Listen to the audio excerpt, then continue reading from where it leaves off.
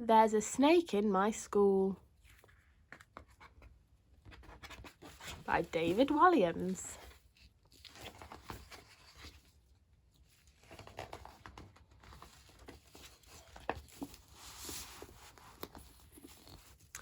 Mr. Bright had told all the children in his class it was Bring Your Pet to School Day. Everyone rushed into the playground to meet the animals. There was a stupidly cute gerbil, a tiny goldfish, a fat cat, a 100-year-old tortoise, and a tall dog. Last to arrive, as usual, was a little girl called Miranda. She was riding on the back of an enormous, slithery snake. Meet Penelope, my pet python, announced Miranda. On seeing the snake, the other children screamed, "Ah!"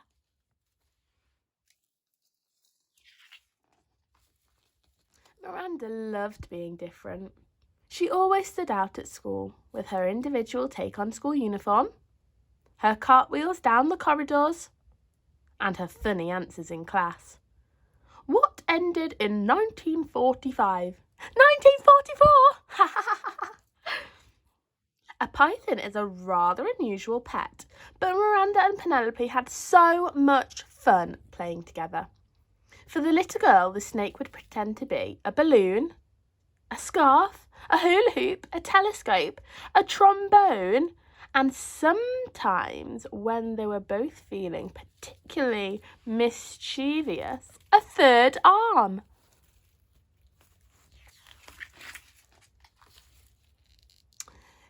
"Come and give her a tickle," encouraged Miranda, but the other children were too scared. Penelope was a python after all, and pythons eat people. All the pets were frightened too. The large dog yanked on his lead, sending his tiny owner flying. The goldfish tried to hide behind some water. The tortoise made a rather slow run for it. The gerbil flashed her gnashers and didn't look so cute anymore. The fat cat just carried on napping. Miranda slid down her snake. The little girl tickled her python under the chin, and the snake smiled. "See? She's very friendly." Soon, everyone was gathered around them to marvel at Penelope. The python loved the attention and made a climbing frame for the children to climb on, steps for them to step up, and a fireman's pole for them to slide back down. Penelope even helped the children learn their numbers, although she only got up to 9. 1 add 8 equals 9. This was turning into the best day of school ever. But then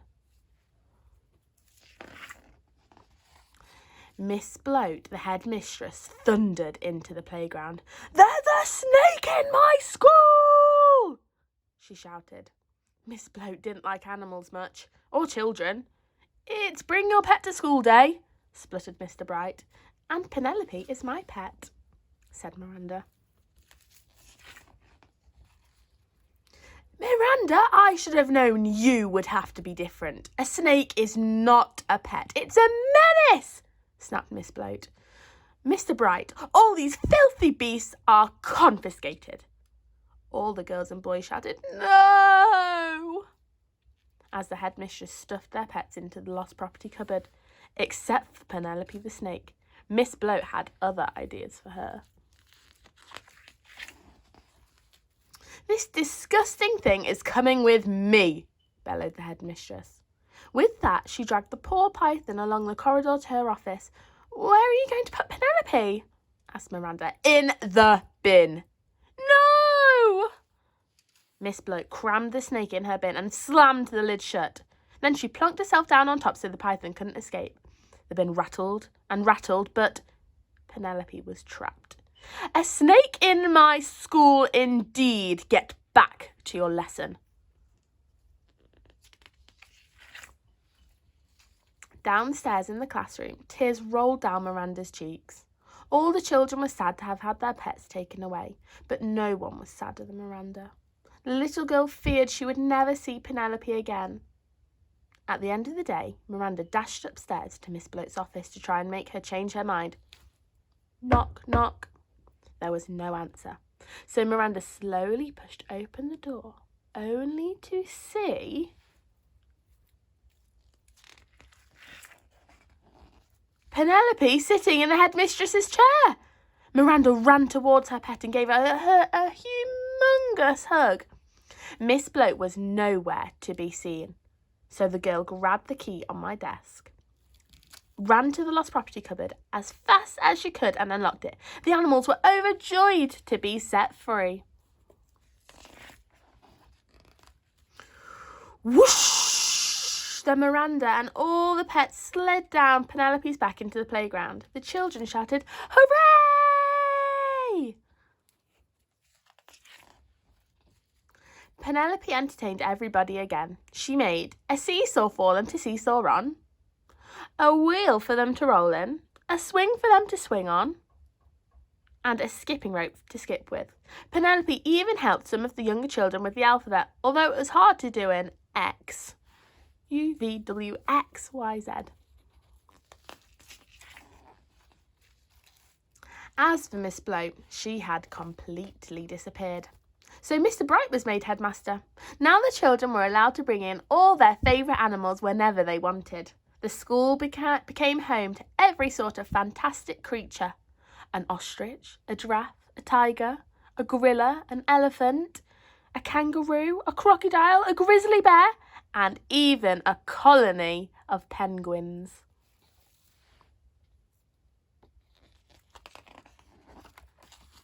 But the star attraction was always Penelope.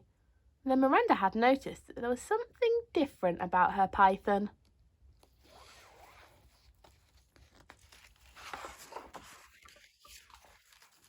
There was a bulge, a big bulge in the snake's tummy, a huge bulge in the shape of Miss Bloat. But the little girl thought it best not to say anything.